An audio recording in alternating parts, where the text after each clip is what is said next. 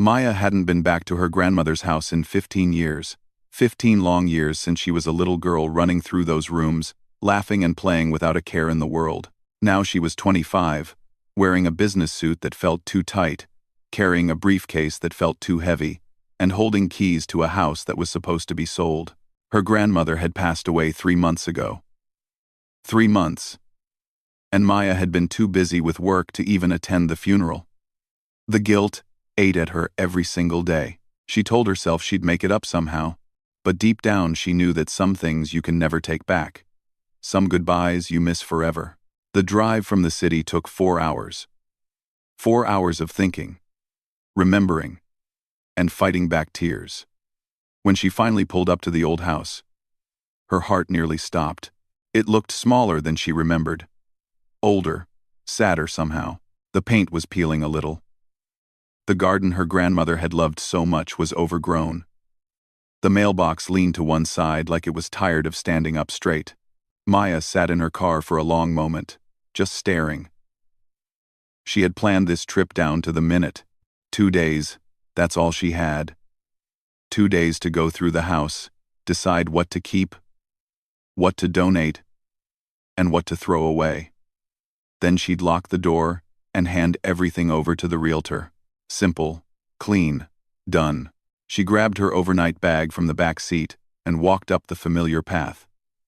The stones were still the same ones she used to hop across, pretending they were islands in a great ocean. She'd been so young then, so innocent. Life had seemed endless. The key turned in the lock with a soft click. Maya pushed the door open slowly, almost afraid of what she'd find inside. The smell hit her first. It was exactly the same. Old books, lavender sachets, and something else she couldn't quite name. Home. It smelled like home. Everything was covered in a thin layer of dust. But nothing had been moved. Her grandmother's reading chair still sat by the window. A book open on the side table as if she'd just stepped away for tea. The piano in the corner stood silent. Its keys probably out of tune by now. Nobody had played it in years. Maybe decades. Maya walked through the living room slowly, her fingers trailing along the back of the couch. Photographs covered every surface. Her grandmother had loved taking pictures, keeping memories alive. There were photos of family gatherings, holidays, and ordinary days that somehow felt precious now. Maya picked up one frame. It showed her at age 8, gap-toothed and grinning, holding up a mud pie she'd made in the garden. Her grandmother stood beside her, smiling with such pure love that Maya's eyes filled with tears. She set the photo down carefully and moved to the kitchen. The recipe box was still there on the counter, exactly where it had always been. Maya opened it with shaking hands. Inside were hundreds of cards, all written in her grandmother's careful handwriting. Recipes passed down through generations, some with little notes in the margins. Add extra sugar. Your grandfather loves it sweet. Best when shared with friends. Make this when you need comfort. Maya pulled out a card at random. Cinnamon rolls. She remembered these. Her grandmother used to make them every Sunday morning. The whole house would fill with the smell of cinnamon and sugar, and Maya would wake up knowing it was going to be a good day. She spent the rest of the afternoon just walking through the rooms, opening drawers, looking at things. Every object held a memory. Every corner told a story. This wasn't just a house full of old furniture and dusty belongings. This was a life. Her grandmother's whole beautiful life packed into these walls. By evening, Maya was exhausted. She hadn't sorted anything, hadn't decided what to keep or what to give away. She just wandered and remembered and cried a little. She made herself a simple dinner in the kitchen, using dishes she recognized from childhood. Then she went upstairs to her old bedroom. It was exactly as she'd left it 15 years ago. The same bed with the flowered quilt. The same dresser with stickers she'd put on as a kid. Even her old stuffed rabbit sat on the pillow, waiting patiently for her return. Maya changed into comfortable clothes and climbed into bed. The mattress felt different, older and softer somehow. She lay there in the darkness, listening to the house settle around her. Outside, crickets sang their evening song. A breeze rustled the curtains. That night, she dreamed of summers spent here, long, lazy days helping her grandmother in the garden, learning to braid bread dough at the kitchen counter, flour dusting everything, sitting on the porch swing at sunset, eating ice cream and talking about everything and nothing. Her grandmother's laugh, warm and genuine. Her hands, always busy, always creating something. When Maya woke up the next morning, sunlight was streaming through the window. Birds were singing outside. For just a moment, she forgot where she was and why she was there. Then, reality came rushing back. She reached for her phone to check work emails. 53 new messages. Her boss wanted to know when she'd be back. A client was asking about a project. Her team needed her approval on something. Maya stared at the screen for a long moment. Then she did something she'd never done before in her entire professional life. She called her boss and said she needed more time. Not a few hours. Not another day. She needed more time, and she couldn't say exactly how much. There was silence on the other end of the line. Then her boss asked if everything was okay. Maya looked around the room, at the morning light painting everything gold, at the simple peace of this place, and she realized she didn't know how to answer that question anymore. After the phone call with her boss, Maya made herself breakfast in her grandmother's kitchen. She found coffee in the freezer, still fresh enough to brew. The smell filled the small space and brought back another wave of memories. Her grandmother had always said that coffee was best enjoyed slowly, sitting down, taking time to taste it properly. Maya took her cup outside to the back porch. The wooden steps creaked under her weight, the same friendly creak she remembered from childhood. The garden stretched before her, wild and neglected. What had once been neat rows of vegetables and carefully tended flower beds was now a jungle of weeds and overgrown plants fighting for space. But even in its chaos, she could see traces of what it had been. A rose bush still bloomed stubbornly in the corner, its pink flowers bright against the tangle of green. Tomato plants had gone wild, spreading everywhere.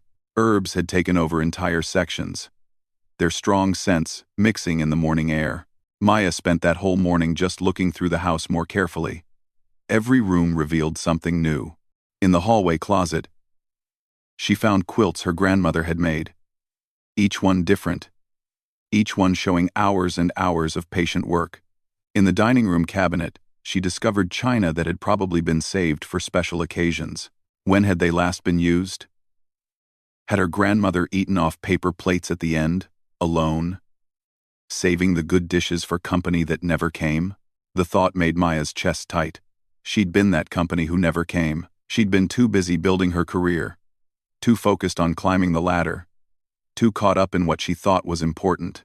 Then she found the attic stairs. They were hidden behind a door she'd always thought was just a closet.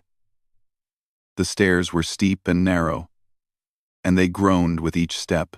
At the top, she pulled a chain, and a single bulb flickered to life. The attic was full of boxes, old furniture, and trunks covered in dust. Maya started opening them one by one. She found old clothes, holiday decorations, and stacks of magazines from decades ago. Then she found a box that made her stop breathing. Letters. Hundreds of letters tied together with faded ribbons. She untied one bundle carefully and opened the first envelope. The paper was thin and delicate, the ink slightly faded. It was from her grandfather to her grandmother. Written during the war, he'd been overseas, and she'd been here, waiting. Maya sat down right there on the dusty attic floor and began to read. The letters were beautiful. Her grandfather wrote about missing home, about dreams of the future, about his love for the woman waiting for him. Her grandmother had kept every single one, tied them up carefully, and stored them like the treasures they were. In another box, Maya found her grandmother's journals, years and years of them, filled with neat handwriting. She opened one from 30 years ago and started reading. Her grandmother wrote about daily life, about the garden, about neighbors and friends, but she also wrote about dreams she'd had, things she'd wanted to do but never did. She'd wanted to be a painter once. She'd wanted to travel. She'd wanted to write a book. Maya read entry after entry, discovering a person she'd never really known. As a child, you see adults as just that. Adults. You don't think about their dreams or their disappointments, or the full, complex people they are inside. One entry made Maya stop and read it 3 times. It was from 15 years ago, the last summer Maya had visited. Her grandmother had written, "Maya didn't come this summer.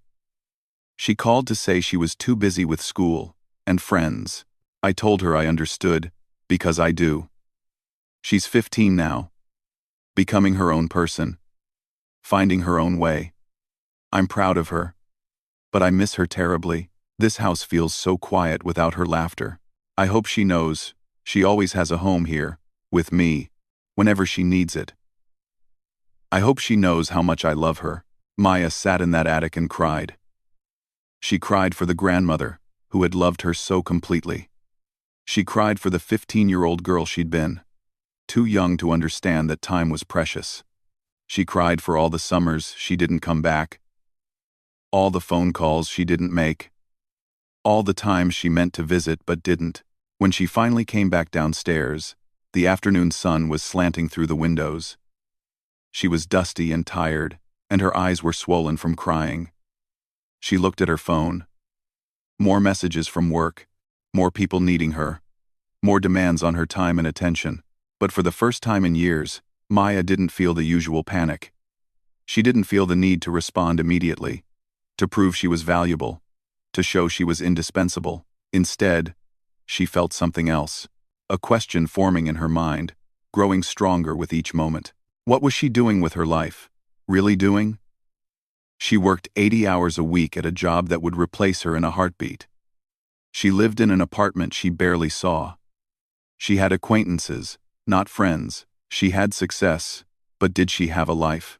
That evening, Maya made a decision. She wasn't going back tomorrow. She called the realtor and canceled their appointment. She called her boss again and requested a leave of absence. 1 month, she said. She needed 1 month. Her boss wasn't happy. There were projects that needed her, clients who expected her, deadlines to meet. Maya listened to it all and felt strangely calm. She'd spent 10 years being the person everyone needed. Maybe it was time to figure out who she needed to be. She spent that evening sitting in her grandmother's reading chair, wrapped in one of the handmade quilts, reading more of the journals. Outside, the sun set slowly, painting the sky in shades of pink and orange. The house settled around her with small creaks and sighs, like it was welcoming her home. For the first time in longer than she could remember, Maya wasn't thinking about tomorrow's meetings or next week's deadlines. She was just there, in that moment, in that chair, in that house full of memories and love, and it felt like exactly where she was supposed to be. Maya woke up the next morning with a strange sense of purpose. She'd spent 2 days wandering through memories, but today she wanted to do something. The garden kept calling to her. Every time she looked out the window, she saw it there, wild and neglected, waiting. She'd never been much of a gardener. As a kid, she'd helped her grandmother sometimes, but mostly she'd just played nearby while her grandmother did the real work. But this morning, she found herself pulling on old clothes and heading to the garage to find tools. The garage was like a time capsule. Everything was organized exactly as her grandmother had left it. Tools hung on the walls in neat rows. Clay pots were stacked by size. Bags of soil and fertilizer lined the shelves. Maya found gloves that were too big for her hands, pruning shears that felt awkward to hold, and a sun hat with a wide brim. She started in one corner of the garden, pulling weeds that had taken over. The work was harder than she expected. Her back ached. Her hands got sore even through the gloves. Sweat dripped into her eyes, but there was something satisfying about it too. Each weed she pulled revealed more of what had been underneath. Slowly, the garden's original shape began to emerge. She'd been working for about an hour when she heard a voice. "Well, I'll be. Is that little Maya?" An elderly woman stood at the fence, smiling. She was tiny and bent with age, but her eyes were bright and kind. Maya didn't recognize her at first. "I'm Mrs. Chen, dear, from next door. You probably don't remember me. You were just a little thing last time I saw you." But Maya did remember. Suddenly, Mrs. Chen had always been next door, always with a kind word, and often with treats for visiting children. "Mrs. Chen, yes, I remember. You used to give me cookies." "Ginger snaps," Mrs. Chen said, her smile growing wider. "Your favorite. I still make them, you know. Your grandmother loved them too. We'd have tea together every Thursday afternoon. I've missed those Thursdays terribly." They talked for a while across the fence. Mrs. Chen told stories about Maya's grandmother, things Maya had never known. How her grandmother had taught English to immigrants at the community center. How she'd baked bread every week and took loaves to anyone who was sick or struggling. How she'd organized the neighborhood watch and knew everyone's names and all their children's names too. "She was the heart of this street," Mrs. Chen said softly. "When she got too sick to go out, the whole neighborhood felt it. We all came by to help, but it wasn't the same. She was always the one taking care of everyone else." After Mrs. Chen went back inside, Maya returned to the garden with new energy. Other neighbors stopped by as the day went on. An older man named Mr. Rodriguez brought her a cold drink and told her about how her grandmother had helped his family when they first moved from Mexico, teaching them English and helping them find jobs. A middle-aged woman named Jennifer stopped with her 2 children and shared how Maya's grandmother had babysat her when she was young and how she'd never forgotten that kindness. Each person brought stories, memories, pieces of her grandmother's life that Maya had never known. Each one painted a picture of someone who had lived fully, who had made a real difference in the world around her. Not through big, dramatic gestures, but through daily kindness, through showing up, through caring. Over the next week, Maya fell into a routine. She woke early, made coffee, and worked in the garden until lunch. In the afternoons, she sorted through the house, room by room. In the evenings, she read her grandmother's journals or looked through photo albums. The neighbors kept coming by. Some brought cuttings from their own gardens, plants that had originally come from Maya's grandmother years ago. "She gave me this rose bush for my wedding," one woman said.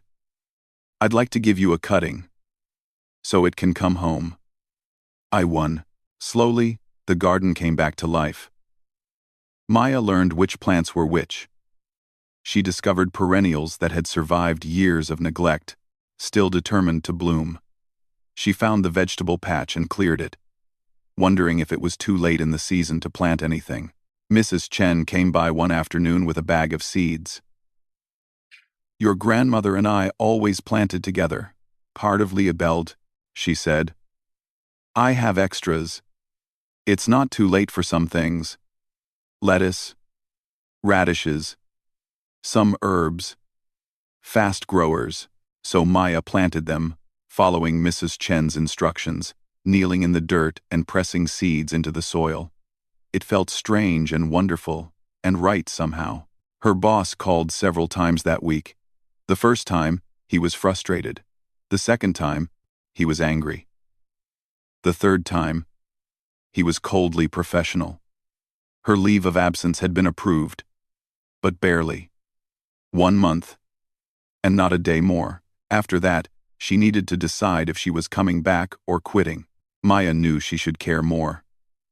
This was her career, everything she'd worked for.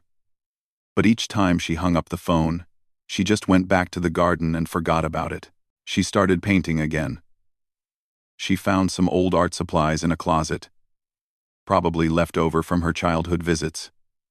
The paints were dried up, but she drove into town and bought new ones. She sat up in the sunroom and painted what she saw. The garden. The house. The way morning light came through the kitchen window. The paintings weren't very good. She was rusty after so many years. But it didn't matter. She wasn't painting to impress anyone, or to hang in a gallery. She was painting because it felt good, because it filled something inside her that had been empty for a long time. One evening, Mrs. Chen invited her over for dinner. Her house was small and warm, filled with the smell of home-cooked food.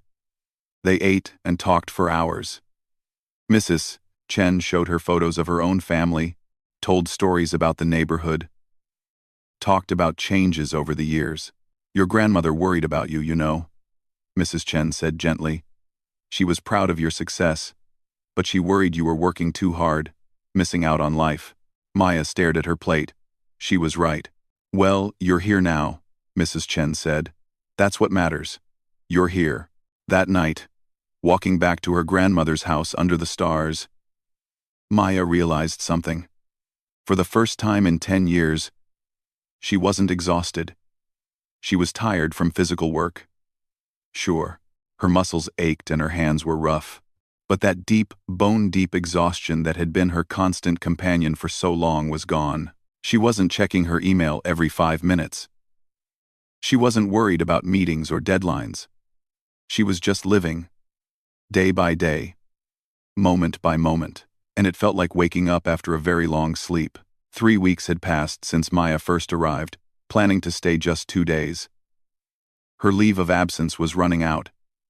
Her boss had made it clear she needed to make a choice. Come back to work or quit. There was no in-between. Maya sat on the front porch early one morning, coffee in hand, watching the neighborhood wake up. Mr. Rodriguez was walking his dog. A young couple she'd met recently jogged past, waving. 2 kids rode by on bicycles, probably heading to school. It was such an ordinary scene, but it felt precious somehow. Her phone buzzed. Another message from her mother. They'd been talking more often lately, though the conversations were tense. Her mother didn't understand what Maya was doing. "You have a good job," she kept saying. "You worked so hard to get where you are. You can't just throw it all away for some old house." But that's not what this was about. And Maya was finally understanding that. This wasn't about a house. It was about discovering what kind of life she wanted to live. The garden was beautiful now. Not perfect. Not like her grandmother had kept it, but alive and growing. The vegetables Mrs. Chen had helped her plant were coming up. Flowers bloomed in the beds she'd cleared. Even the grass looked healthier, responding to regular watering and care. Maya had started a new project too. She'd found information about the community center where her grandmother had taught English. They were looking for volunteers. Maya had stopped by one afternoon, just to look, and ended up staying for hours. She'd helped with a class, discovered she was good at it, and found herself going back, again and again. The students were immigrants from all over the world, working hard to learn a new language and build new lives. They reminded Maya of something important. Life wasn't about having the biggest salary or the best title. It was about connection, about helping each other, about being part of something larger than yourself. One evening, Maya was invited to a neighborhood potluck. She almost didn't go. She didn't really know these people. And she'd never been good at social things. But she remembered her grandmother's recipe box, found a simple pasta dish that looked doable, and made it. The potluck was held in the Martinez family's backyard. There were maybe 30 people there, spanning all ages. Kids ran around playing, while adults talked and laughed. The food covered 2 long tables, dish after dish of different cuisines, each one representing someone's heritage and story. People welcomed Maya warmly. They asked about the house, about the garden, about her plans. She found herself talking more openly than she usually did, sharing her doubts and questions. To her surprise, nobody judged her. Several people shared their own stories of career changes, of choosing different paths, of figuring out what really mattered. An older man named George, who'd been a lawyer for 30 years, told her about retiring early to become a woodworker. "Best decision I ever made," he said. "I make less money, but I make beautiful things. I sleep well at night. I know my neighbors. That's worth more than any partnership." As the evening wound down and Maya walked home in the dusk, she felt something shift inside her. She'd been so afraid of making the wrong choice, of throwing away everything she'd worked for. But maybe the wrong choice was going back to a life that made her miserable, just because she'd already invested so much in it. The next day, she made a decision. She would quit her job. She would stay in this house, in this neighborhood. She didn't know exactly what she'd do for work, but she'd figure it out. Maybe teach more at the community center. Maybe take on some freelance consulting, but on her own terms. Maybe paint and sell her work at local markets. When she called her boss to tell him, he was silent for a long moment. Then he said, "You're making a mistake. You'll regret this." But Maya didn't think so. For the first time in a very long time, she felt like she was making a choice that was truly hers. Not based on what she thought she should do or what others expected of her. Her mother was harder. That phone call involved tears on both sides. Her mother was scared for her, and Maya understood that. But she also needed her mother to trust that she knew what she was doing, even if it looked crazy from the outside. "I've been so unhappy, Mom," Maya said quietly. "You didn't see it because I hid it well. But I was. I couldn't keep living that way." There was a long pause. Then her mother said, "I just want you to be happy. And safe. I know, and I will be. Different than you imagined. Maybe. But I will be." That night, Maya stood in the house that now felt like hers. She'd made changes. Fresh paint in the kitchen. Her artwork on the walls. New curtains in the living room. But she'd kept the important things. Her grandmother's reading chair. The recipe box. The photographs. The essence of what made this place special. She walked through the rooms slowly, touching familiar things. The piano that she'd started playing again. The quilts that warmed her bed. The journals that had taught her so much about the grandmother she'd loved but never fully known. In the hallway, she paused at her grandmother's photograph. It was one of her favorites, taken maybe 10 years ago. Her grandmother was in the garden, hands dirty, face happy, surrounded by flowers in full bloom. She looked content, completely herself, right where she belonged. Maya smiled at the photograph and whispered, "I understand now. I finally understand." She stepped into the living room, looked around at her home, and felt peace settle over her like a warm blanket. She'd stepped inside, planning to stay 2 days and leave. Instead, she'd found herself unable to go. She smiled softly and said to the empty room, to the memory of her grandmother, to herself, "I'm staying a little longer." But she knew a little longer really meant something else entirely. It meant she was staying for good. A year had passed since that first visit. Spring had come around again, and Maya stood at the same doorway where she'd first hesitated to enter, looking out at a completely different life than the one she'd imagined for herself. The garden was in full bloom. She'd learned so much about growing things, about patience and seasons, and working with nature instead of against it. Tomatoes climbed their stakes, peppers were forming on healthy plants, herbs sprawled in their dedicated bed, ready to be harvested. And flowers, so many flowers, brought butterflies and bees and color to every corner. The house itself had changed too, but carefully, respectfully. She'd updated things that needed updating. The kitchen had new appliances but kept its old charm. The bathroom had been renovated, the roof had been repaired, but the heart of the house remained the same. It was still her grandmother's house, just with Maya living in it now, adding her own chapter to its story. She'd transformed the small sewing room into an art studio. Paintings lined the walls, some finished, some in progress. She'd started selling them at a local gallery, nothing fancy, but enough to help pay the bills.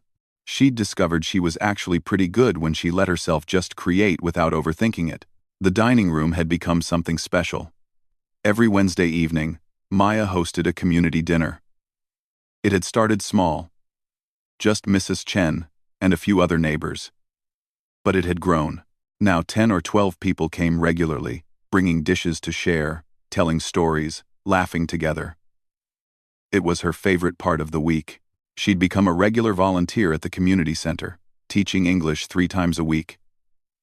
Her students had taught her as much as she'd taught them. About resilience, about starting over, about courage. Several had become real friends. The neighborhood kids knew they could come to her house for art lessons on Saturday mornings. She'd set up a space in the garage with supplies and tables. Sometimes 6 or 7 children would show up, eager to paint or draw or make a mess. Maya had never thought much about children before, but she loved these Saturday mornings, loved seeing the world through their creative, fearless eyes. Money was tighter than it used to be, definitely. She'd gone from a comfortable 6-figure salary to cobbling together income from various sources. Teaching, art sales, some part-time remote consulting work. She had to budget carefully, think before buying things, plan ahead. But she wasn't stressed about it the way she thought she'd be. She had enough. And enough felt like plenty. Her old colleagues couldn't understand it. One had visited a few months ago, staying just one night before rushing back to the city. She'd looked around at Maya's life with barely concealed pity. "Don't you get bored?" she'd asked. "Don't you miss the excitement?" Maya had just smiled. Excitement, she'd learned, could mean different things. It didn't have to mean constant stress and pressure and competition. It could mean the excitement of watching seeds sprout, the excitement of finishing a painting you're proud of, the excitement of helping a student finally understand a difficult grammar concept. Small excitements, daily ones, but real. Her mother had finally come to visit last month. She'd been skeptical, worried, convinced Maya was making a huge mistake. But after spending a week in the house, meeting the neighbors, seeing how Maya spent her days, something had shifted. On her last evening, she'd hugged Maya tight and said, "You look happy. Really happy. I can't remember the last time I saw you look like this." That had meant more to Maya than any career achievement ever had. This morning, like so many mornings now, Maya had woken up naturally with the sun, no alarm needed. She'd made coffee using her grandmother's old percolator, which she'd learned to use properly. She'd checked on the garden, pulling a few weeds, watering the thirsty plants. Then she'd settled on the porch with her coffee and a book, just enjoying the quiet morning. Mr. Rodriguez walked by with his dog and waved. "Good morning, Maya. Beautiful day." "Beautiful day," she agreed, and meant it completely. Her phone rang. It was an unknown number. Probably spam, but she answered anyway. "Hello. Is this Maya Chen?" A woman's voice. Professional and friendly. "Yes, this is Maya." "Hi, my name is Rachel. I'm calling from the local community foundation. We've heard about the work you're doing in your neighborhood.